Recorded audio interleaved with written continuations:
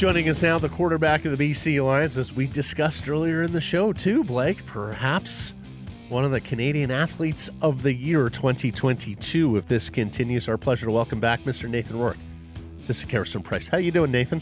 I'm doing well. Thanks, guys, for having me. Another blowout victory and another win where you were absolutely phenomenal. 34 for 37, 477 and 5 touchdowns. Tell us about it. Yeah, I wasn't really obviously expecting that kind of performance, but it's good to get a win, especially against a Western Division rival in Edmonton, and a team that's really gone through some changes, and we really weren't sure going into that game, who exactly we were going to go up against and who they were going to be. So for us to find a way to win, especially beating a team twice, is never easy. So really proud of the team and the way that we finished that game. It's the most difficult position, I think, to master in all of sport, and you had been playing it under the American rules not too long ago. At such a young age and with such little experience with the 12-man game, how have you been able to be this good this early in your career? Well, I definitely did play Canadian football all the way up into my junior year of high school.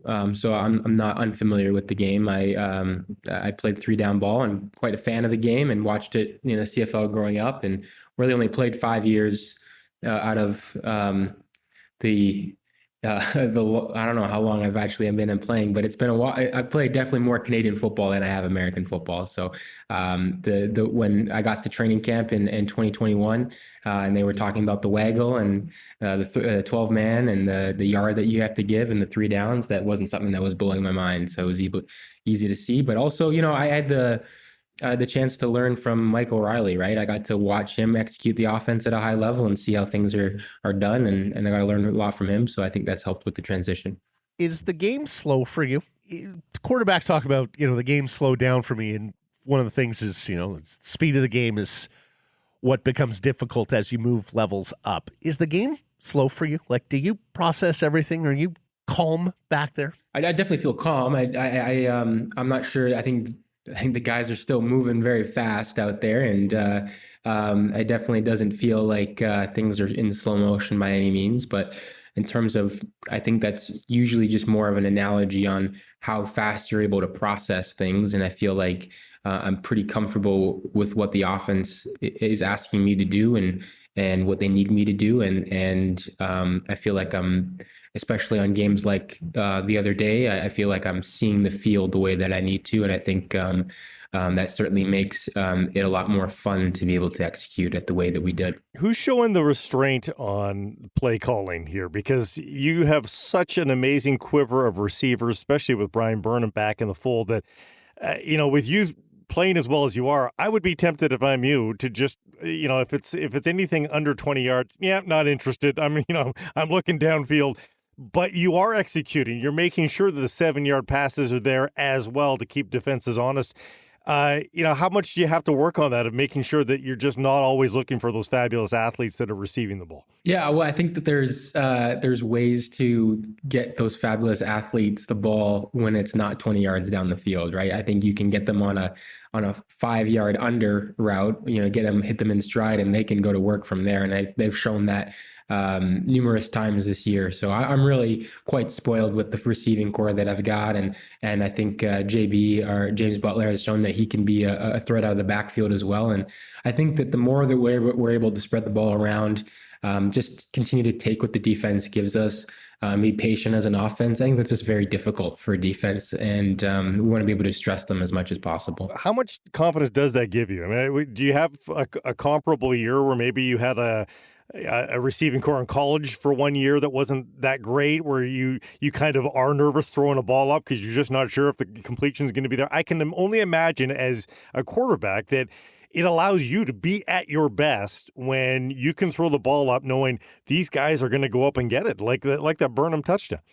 Yeah, it certainly makes me look better when you're throwing the ball up and you have the utmost confidence in those guys that they're going to make a play for you. So this is a very special group. This is one of the, if not the best group of receivers that I've been around, not only for how talented they are, but how team first and selfless they are. They work extremely hard. They have great attitudes. They're very supportive of one another. We've been able to spread the ball around to so many guys, and they are just happy that everyone's getting involved, and rather than padding their own stats. And that's a special thing to be around. And it's been a privilege, and been really fortunate to be with this group. Calgary isn't an easy place to play. A word or two on the big game Saturday against the Stampeders in Southern Alberta. Yeah, really looking forward to this one. This is a very, like you said, a tough place to play. It's never easy to win on the road, but especially in Calgary. They're very good team, very good organization, very well respected, I think, across the league. A lot of veterans on offense and defense, and so it's going to be a tough one for us. But I think it's also going to be good for us to be able to have this type of experience going against a team that's been in those big games, played in those big games, won those big games, been at the places that we want to be at. And so it's really a great opportunity for us as a football team, and we're looking forward to it. Do you find yourself standings watching what Winnipeg's doing, watching what Calgary's doing on a week-to-week basis? Not to the point where I'm fixating over every single detail. I think you definitely see what they're doing in terms of their record. I think what Winnipeg's done and the amount of wins that they've done, it's so hard to be able to continue to have success over just a long period of time and to be able to show up every single week. What's impressive to me about Winnipeg is the different ways that they're able to win games, where it's maybe their offense isn't playing as well, but their special teams, steps up, or, whatever it might be, they are finding ways to win games. And that's just a sign of a great team. Calgary's played them very, very close on the 2 games that they've played them. So, and they've played a really, really good football for the other part of their season. So, again, 2 really great teams, but I think we're in the conversation with those guys, and I'm looking forward to playing Winnipeg again. And like I said, looking forward to playing Calgary this week. Do you wish you could have that Winnipeg game back, or do you credit that Winnipeg game for keeping your feet on the ground and allowing you to go forward with these last couple of wins? I mean, you never like to lose games. You never want to lose games, but I think it was a good learning experience for our team. We've got those guys 2 more times, and hopefully a 3rd time in the playoffs. And I'd rather give them 1 now than later in the season. So we're a young football team in comparison to them, and just in terms of our experience with winning, we haven't had a lot of winning happening around these parts in a while, and in a couple of years, and they've been doing it at a high level for a very long time. And so we needed to go through that learning experience. I needed to do it from a personal standpoint, and hopefully we'll be, leaps and bounds from where we were and when we played them. I think it was week 5. So, looking forward to again playing those guys again, and all the respect to them. We are certainly guilty. Just the introduction here, we talked about maybe a Canadian Athlete of the Year, a Lou Marsh for you. I've seen all sorts of people talking about MOP leader for the CFL, Nathan Rourke, at this stage of the year. How do you manage the accolades? How do you manage all the press clippings that are coming your way?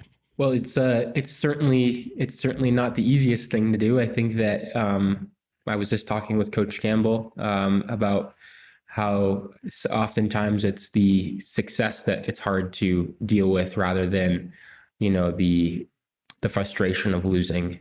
Because I think that for a guy like myself, I've always been very internally motivated. And when I know that I'm not performing at my best, that is enough motivation for me to just kind of put the blinders on and continue to move forward. But sometimes you want to live in the past when you have success, and it's going to be up to us this week to put the past behind us and focus on a very good team in Calgary. We talked about it the other day. You seem to be wise beyond your years in terms of the quarterback has to deflect praise to teammates and accept criticism himself when things go wrong. Where does that come from, Nathan? I think that I think I have to give my parents credit. I think that when I started doing media for football and for whatever other things that I was involved in, I think they did a really good job of saying this is the best way to portray yourself for your teammates and for your team, and we practiced those things and made sure that I was saying the right things and being careful with my words. But I also think it comes from a place of me trying to be genuine to myself. I've never been someone who wants to chase the spotlight, who wants it to be all about myself. I understand that I'm around a really great group of guys and that it is far from a one-man operation here. And I think that the guys deserve a lot of credit. So I think that comes naturally. What I've discovered about the media is that it's best when I just try to be the most authentic.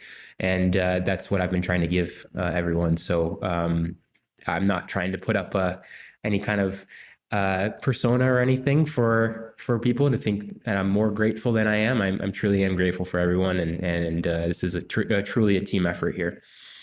Speaking of team efforts, are you feeling that pressure from behind from Stefan Flintoff to be the starting quarterback of the BC Lions? Do you suspect that will be the last of the throwing exploits? I don't think so. He's showed in practice that he can sling it, and I don't know what they're teaching them over there at UCLA, but they're doing he did a great job. But I think he also recognizes that he has amazing receivers to throw to. I mean, that catch that Katoy made was a one-handed catch, and he gets to kind of a little bit of a taste of what I get to deal with every single day. So, you complete 92% of your passes. You think you'd be the club leader on the day, but no, thanks to Flintoff. Nathan, thanks for your time and your authenticity. Best of luck in Calgary. Yeah, thanks, guys. Appreciate it.